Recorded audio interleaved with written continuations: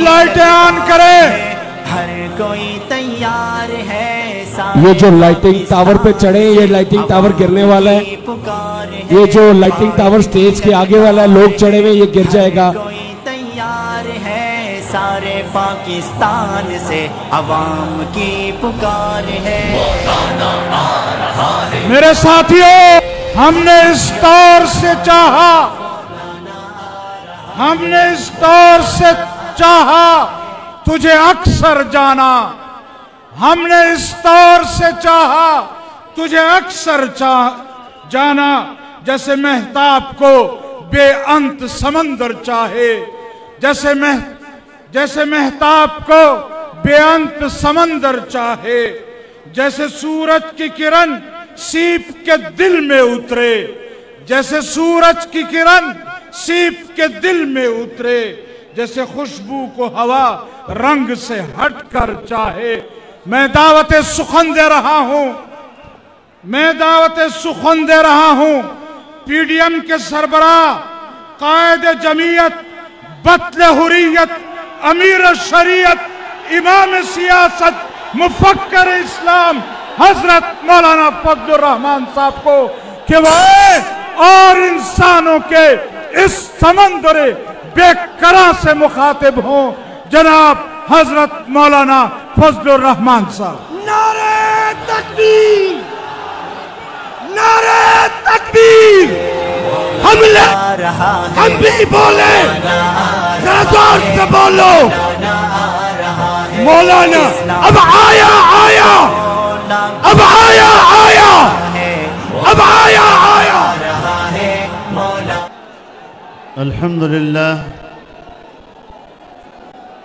الحمد لله وكفى وسلام على عباده الذين اصطفى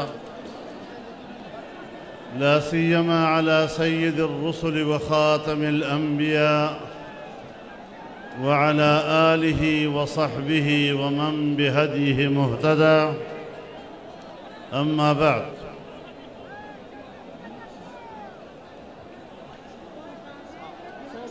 اسٹیج پر موجود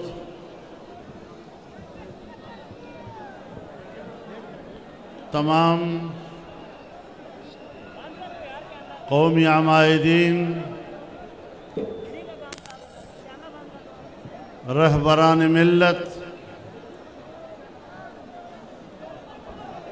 میرے بزرگوں، دوستوں، بھائیوں، بہنوں، نوجوانوں، آج پاکستان ڈیموکریٹک موومنٹ کے زیر اہتمام اس تاریخی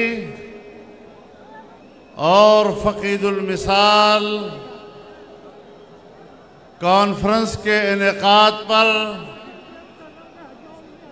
میں پی ڈی ایم میں شامل تمام سیاسی جماعتوں کے قائدین اور ان کے کارکنوں کو دل کی گہرائیوں سے مبارکباد پیش کرتا ہوں، اور اس کی کامیابی کے لیے جو آپ نے توانائیاں صرف کی ہیں، پرخلوص جدوجہد اور محنت کی ہے، میں اس کے لیے آپ کا تہہ دل سے شکریہ ادا کرتا ہوں. میرے محترم دوستو، آج مجھے افسوس کے ساتھ یہ بات کہنی پڑ رہی ہے کہ محترمہ مریم نواز صاحبہ اپنی دادی کے انتقال کی وجہ سے گفتگو نہیں کر سکی. میں میاں نواز شریف صاحب، میاں شہباز شریف صاحب، مریم نواز شریف صاحبہ اور ان کے پورے خاندان سے ان کی والدہ کی وفات پر اظہار تعزیت کرتا ہوں. اللہ رب العزت ان کی مغفرت فرمائے اور ان کے درجات کو بلند فرمائے۔ آج کے اس موقع پر جہاں میں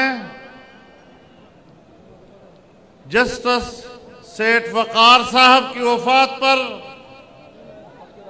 اظہار تعزیت کرتا ہوں، وہاں میں جناب علامہ خادم رضوی صاحب کی وفات پر بھی اظہار تعزیت کرتا ہوں، ان کے خاندان سے بھی، ان کی جماعت سے بھی، ان کے تمام متعلقین و معتقدین سے بھی اللہ رب العزت ان کی روح کو جنت الفردوس میں اعلیٰ مقام نصیب فرمائے۔ میرے محترم دوستو، ایسے حالات میں آج ہم یہاں پشاور میں جلسہ عام منعقد کر رہے ہیں، جب اس سے پہلے ہم نے گوجرانوالہ میں ان بڑے اجتماعات کا آغاز کیا، ہم نے کراچی میں جلسہ کیا، ہم نے کوئٹہ میں جلسہ کیا، اور آج اہل پشاور نے اور خیبر پختونخوا کے عوام نے تو ریفرینڈم ہی کر دیا، اور اس جلسے میں اس عظیم الشان شرکت کے ساتھ آپ نے دھاندلی کے نتیجے میں آنے والی حکومت کو مسترد کر دیا ہے۔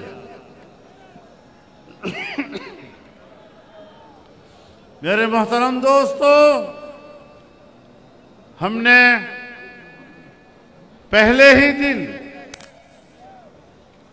یہ اعلان کر دیا تھا کہ الیکشن میں بدترین دھاندلی کی گئی ہے۔ تمام سیاسی جماعتوں نے اس پر اتفاق کیا تھا، اور آج وہ آواز عام آدمی کی آواز بنتی چلی گئی، اور آج یہ آواز پوری قوم کی آواز ہے، پوری قوم کی متفقہ آواز ہے، اور آپ کے جلسوں سے آج حکمران جماعت اور ان کے پشتیبان بوکھلائے ہوئے ہیں۔ آگے بڑھنا ہے اور ان کے اس اقتدار کے قلعے کو فتح کرنا ہے، ان کو یہاں سے ذلت و رسوائی کے ساتھ نکالنا ہے۔ جنگ کا اعلان کر چکے ہیں، اب میدان جنگ ہے، میدان جنگ سے پیچھے ہٹنا گناہ کبیرہ ہے۔ نعرہ تکبیر! جمعیت Ulema Islam, P T M, گو نیازی، گو سلیکٹڈ۔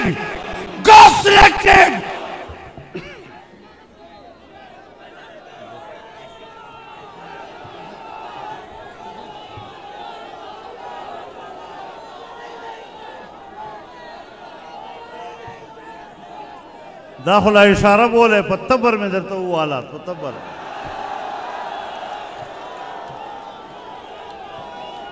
اشارے نہ خبر ہوتے دا اس بے پلوڑ سمو کا خدا کول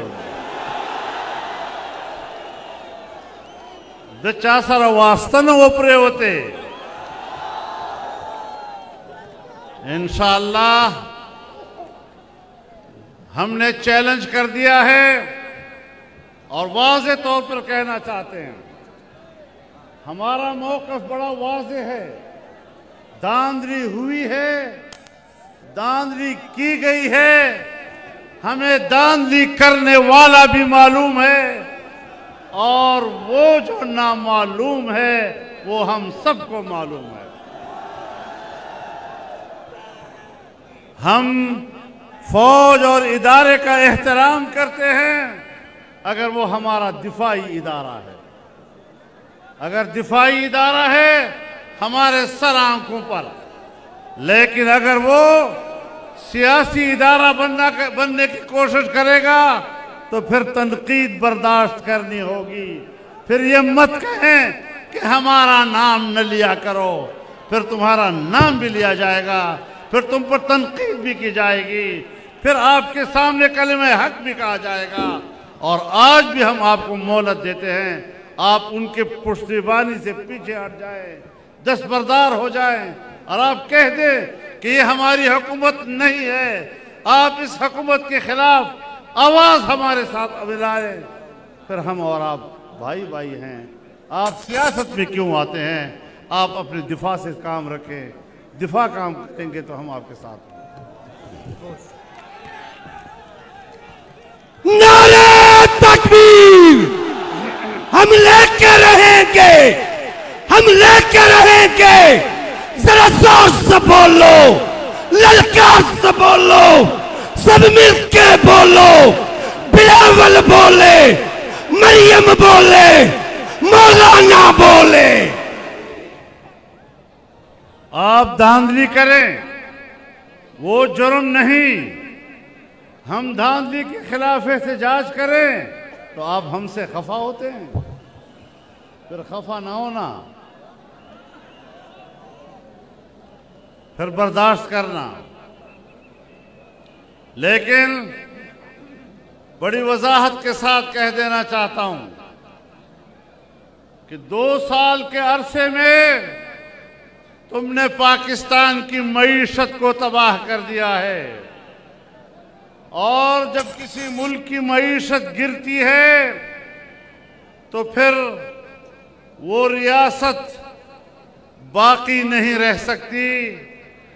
ریاست کے بقا کا دار و مدار مستحکم معیشت پر ہوا کرتا ہے۔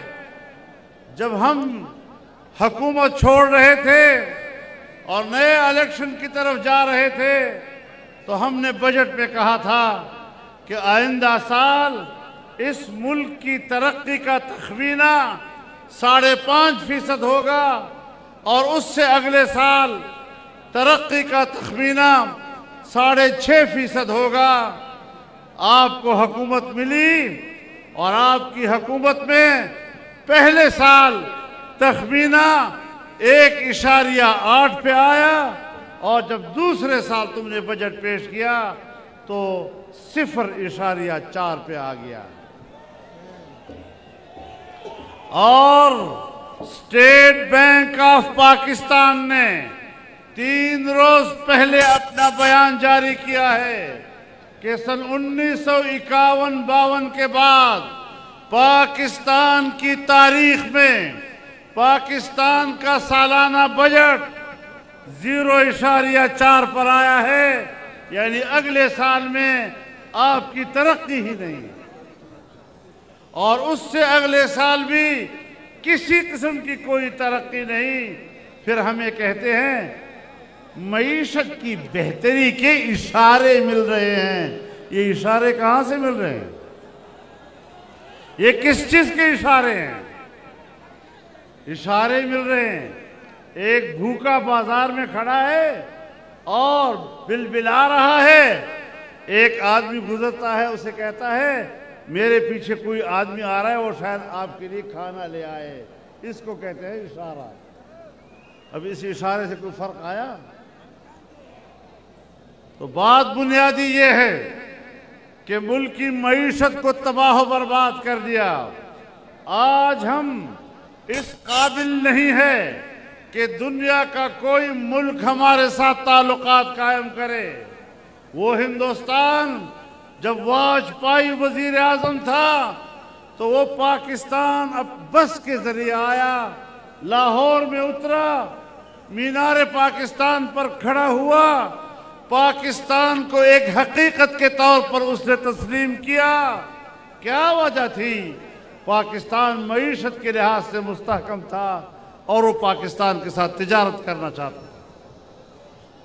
افغانستان پاکستان کے ساتھ رابطے میں رہتا تھا، ہمارا پڑوسی ملک ہے، وہ ہم سے تجارت کرنا چاہتا تھا، لیکن آج افغانستان آپ سے مایوس ہے، وہ آپ کے ساتھ کوئی رابطہ کرنے کو تیار نہیں ہے۔ ایران آپ کے مقابلے میں ہندوستان کی لابی میں چلا گیا ہے۔ چین جو ہمارا دوست تھا، ایسا دوست جن کے ساتھ ہم نے 70 سال ایسی دوستی رکھی کہ ہمالیہ سے بلند، بحر الکاہل سے گہری اور شہد سے میٹھی دوستی، لیکن آج ہم نے ان کے 70 ارب ڈالر کی سرمایہ کاری کو تباہ و برباد کر دیا امریکہ کے اشارے پر، اور ایک ٹرمپ نے دوسرے ٹرمپ کو کہا کہ چین کے منصوبے کو ناکام بناؤ۔ جس طرح امریکیوں نے وہاں کے ٹرمپ کو مسترد کیا ہے، انشاءاللہ پاکستان کا عوام پاکستانی ٹرمپ کو بھی مسترد کرے گا۔ نعرہ تکبیر! گو نیازی! گو نیازی! جیلی حکمران مرد آباد! جیلی حکمران! جیلی وزیر اعظم! جیلی وزیر اعظم! میرے محترم دوستو، روس کیوں سوویت یونین کیوں تباہ ہوا؟ دفاعی لحاظ سے طاقتور تھا، لیکن معاشی لحاظ سے کمزور ہوا، اپنا وجود کھو بیٹھا۔ آج پاکستان کا یہ حشر کر دیا گیا ہے۔ آج یہ پاکستان کا گوربچوف بننا چاہتا ہے۔ جس طرح اس کی غلط روش نے اور غلط پالیسی نے سوویت یونین کا خاتمہ کیا، آج یہ پاکستان کا خاتمہ کرنا چاہتا ہے۔ عجیب بات یہ ہے، عجیب بات یہ ہے کہ سیاستدانوں کو کہتا ہے کہ یہ مجھ سے این آر او چاہتے ہیں۔ پیدا مون این آر او غواړي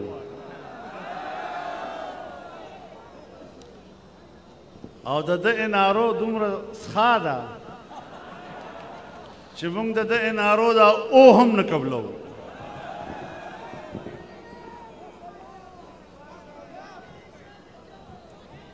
دته بس N R O N R O ته غواړې او موږ یې دله نه درکوو۔ تا په این آر او د سل وار لعنت چې موږ تا نه غواړو۔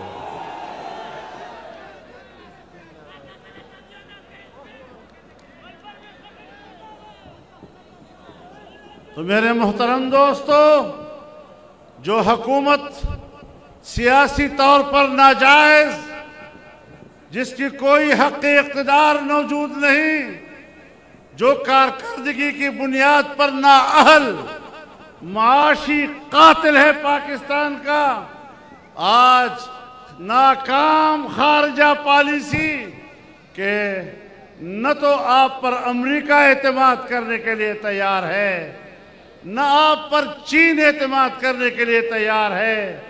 ہندوستان پہلے سے آپ کا دشمن ہے، افغانستان آپ پر اعتماد کرنے کو تیار نہیں، ایران آپ پر اعتماد کرنے کو تیار نہیں، اور تم دوسروں کو کرپٹ کہتے ہو۔ جب تم اقتدار میں آئے تو سعودی عرب نے دوستی نبھاتے ہوئے آپ کو 2 ارب ڈالر دیے، امارات نے دوستی نبھاتے ہوئے آپ کو 2 ارب ڈالر دیے۔ آج 2 سالوں میں وہ آپ سے ناراض، اور اس حد تک ناراض کہ اپنے پیسے پہ ڈر رہے ہیں کہ کہیں ہمارے پیسے کو تم کہیں اپنے پیٹ میں نہ ڈال دو، اس کو ضائع نہ کر دو۔ چین کے پیسے کو ضائع کیا، سعودی عرب اب اپنے پیسے کو ضائع دیکھ رہا ہے، اس نے آپ سے 2 ارب ڈالر واپس مانگ لی۔ امارات نے تم سے 2 ارب ڈالر واپس مانگ لیے ہیں۔ تم پر کوئی اعتماد کرنے کو تیار نہیں ہے۔ تم نے پاکستان کے دوستوں کو ناراض کیا ہے، تم نے پاکستان کو تنہا کر دیا ہے۔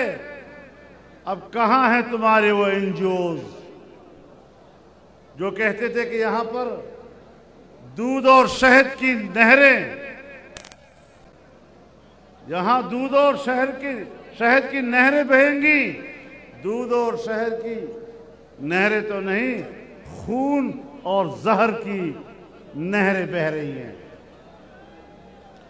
تم دنیا کی نظروں میں بھی ناقابل اعتماد، تم اپنی قوم کی نظروں میں بھی ناقابل اعتماد، تم اپنے پڑوسیوں کے نظروں میں بھی ناقابل اعتماد. تو پھر یہ قوم کوئی جانوروں کی قوم نہیں ہے کہ جس کے سامنے آپ جو چارہ ڈالیں اور وہ قبول کر لیں، اور جس طرح آپ ان کو ہانکے وہ ہانکتے چلے جائیں. یہ انسانوں کا ملک ہے، معزز شہریوں کا ملک ہے، محترم لوگوں کا ملک ہے، اور محترم قوم کے اوپر کسی ذلیل اور رسوا انسان کو مسلط نہیں کیا جا سکتا. مرد آباد.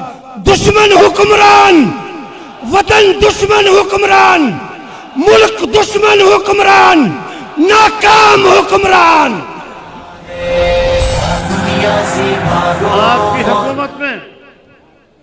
آپ کی حکومت میں انسانی حقوق پامال ہو رہے ہیں. بہت سے ہمارے قائدین نے آپ کے سامنے یہ بات کہی.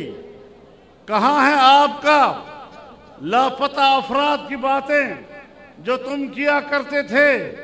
آج بلوچ رو رہا ہے، آج سندھی رو رہا ہے، آج پشتون رو رہا ہے، اور پنجابی رو رہا ہے، کشمیری رو رہا ہے. کشمیر کو تم نے بیچا اور کشمیر کے سوداگر بنے. آج تم کشمیر کے لیے مگرمچھ کے آنسو بہا رہے ہو. کیا اقتدار میں آنے سے پہلے تم نے کشمیر کو 3 حصوں میں تقسیم کرنے کا فارمولہ پیش نہیں کیا تھا؟ مجھے بتایا جائے کہ سن 1948 اور 49 کی قراردادوں میں کشمیر کو تقسیم کرنے کی کون سی گنجائش تھی؟ ہم نے 70 سال تک کشمیریوں سے ایک ہی بات کہی کہ آپ نے اپنے مستقبل کا فیصلہ خود کرنا ہے. آپ کی حق خود ارادیت یہ آپ کا بین الاقوامی مسلمہ حق ہے. لیکن آج مودی نے آ کر، اور میں آپ کو بتاؤں، مودی کے آنے کے لیے دعائیں اس نے نہیں کی تھی. عمران خان نے کہا تھا کہ خدا مودی کو کامیاب کرے، جب وہ کامیاب ہو جائے گا کشمیر کا مسئلہ حل ہو جائے گا. مودی کا جو یار ہے، انڈیا کا جو یار ہے، مودی کا جو یار ہے، یہودیوں کا جو یار ہے.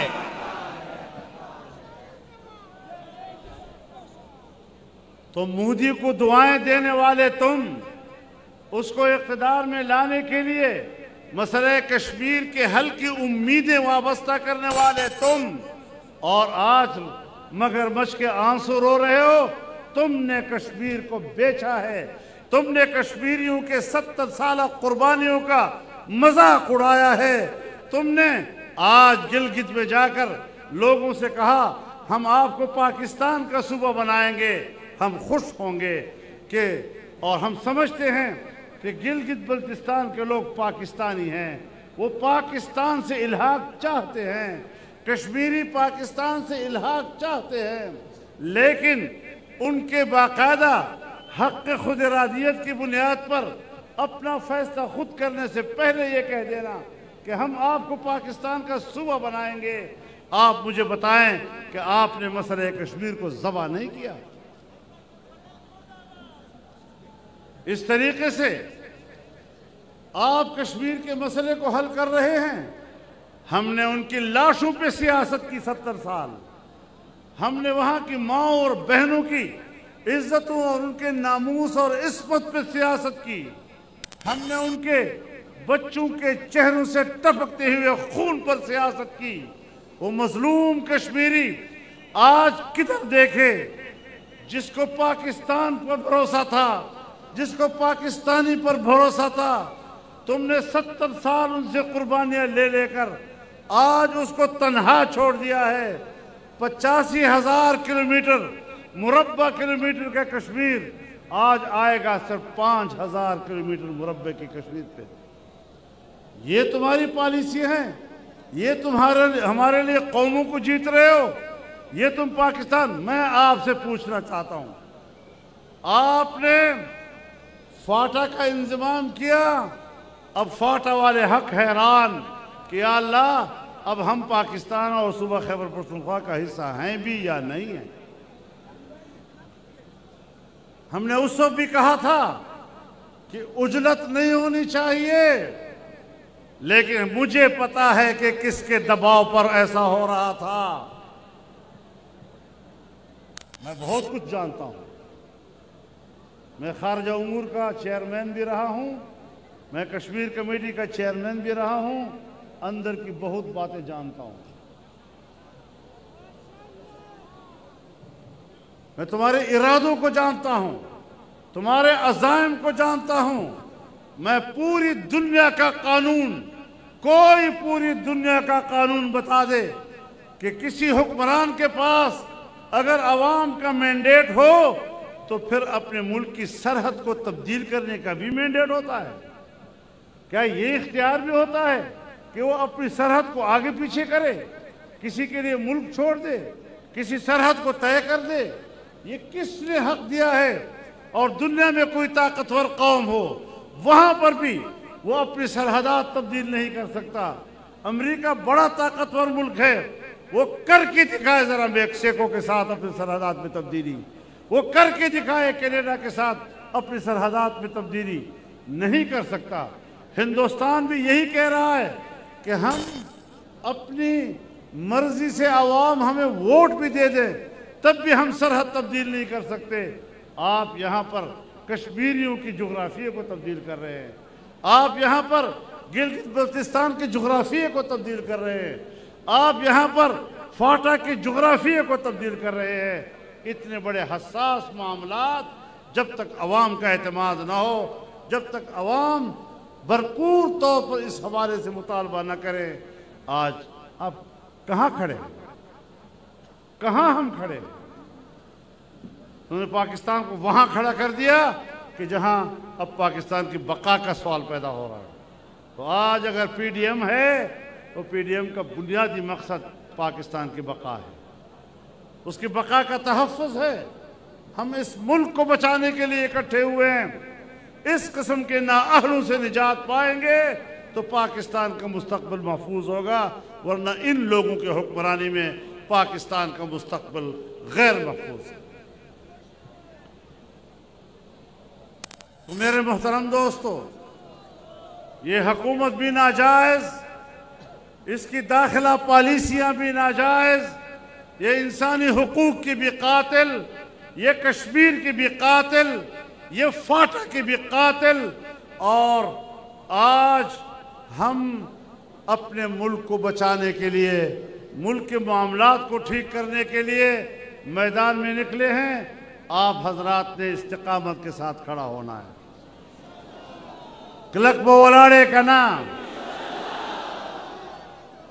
और पुख्तून कौम अगर खपल प्लार निकपत पेजनी, अगर गैरत पेजनी, खपल पख्तू पेजनी और इंशाअल्लाह पुख्ता नहीं कि खुदा कवल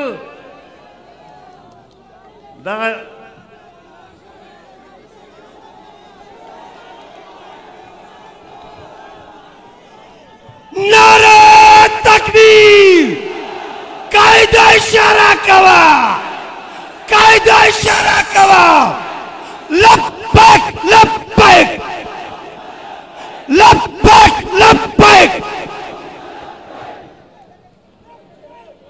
मुझे मोहतरम और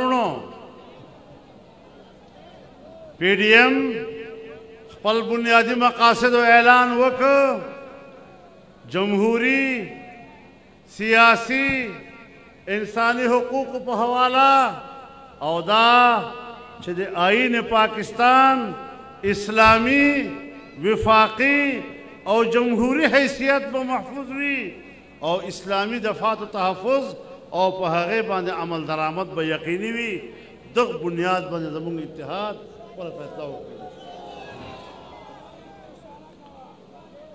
ماں محترم ورونو دا ملک زمون دا مونگ پا دے ملک دا چا غلامان نہیں مونگ دا پرنگی غلامی نہ دا منلے مونگ دا امریکی غلامی نہ دا منلے مونگ دا گوڑا گیانو غلامی ہم قبل اولو تا تیار نہیں ہو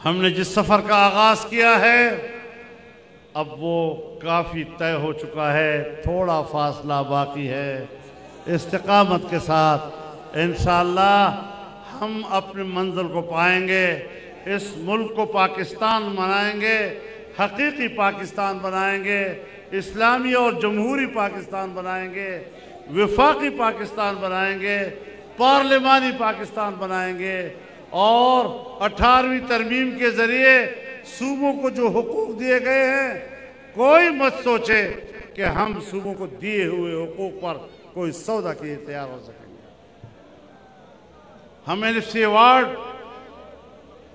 پر کوئی سمجھوتا کرنے کے لیے تیار نہیں ہے ہم صوبوں کے حقوق پر کوئی سمجھوتا کرنے کے لیے تیار نہیں ہے انشاءاللہ ہم نے ہمیشہ آپ کی جنگ لڑی ہے سخت حالات میں لڑی ہے آج پھر میدان میں ہیں اور آج اس میدان میں آپ سب ہم ایک صف پہ کھڑے ہیں اس صف کو مضبوط بنانا ہے اس صف کو آگے لے جانا ہے تمام سیاسی پارٹیوں کے کارکن ان کے قائدین ایک صف ہو کر انشاءاللہ اس منزل کو حاصل کریں گے اللہ تعالی ہمارا حامی و ناصر ہو وآخر دعوانا ان الحمدللہ رب العالمین